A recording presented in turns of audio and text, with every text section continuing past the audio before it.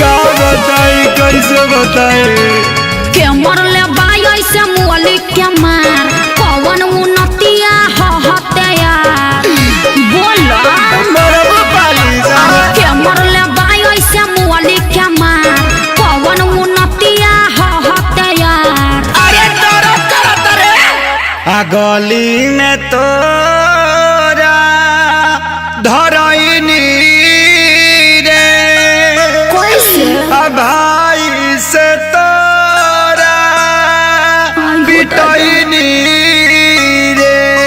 अरे का करे आइल रह हड्डी मसली सब देला से दूर अरे मरले सारे का संस भरा अरे मरले सारे का संस भरा अरे मरले सारे का संस भरा।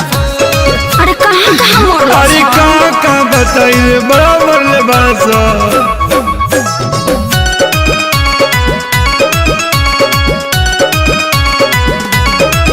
मुँह खोला होट बलेटवा खिया दी अब नया राजा हरदी पिया दी। 45 मरद नहीं झरला पानू न गारा बात मीठा मीठा जानी कारा।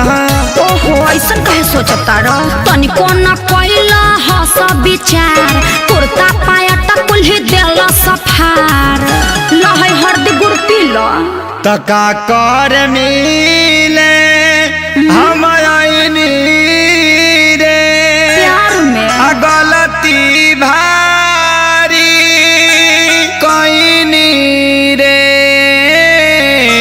चुप रहो सब ठीक हो जाई।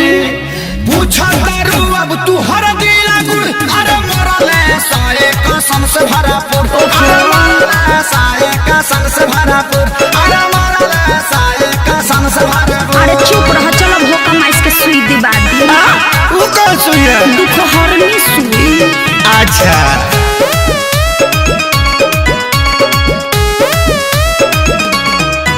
मरल सन जैसे मारे कसाई पापी हो बड़ी बड़े सभाई जनता रे खेसारी सभन के सब खेला है बचन के माने के नहीं मोहब्बत में हार ठीक नहीं कोइला सभाई हमार। अरे हेंगा कोई मारेला अरे इज्जत अपन हम लुटैनी रे आ सोनू के बात में पड़क गईनी रे।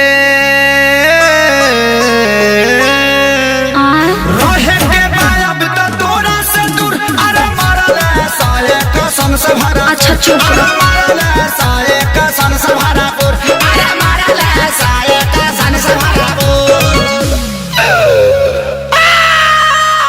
अरे बाप रे बाप दर्द होता। अरे लावा अमर लाता के पाता साट दी।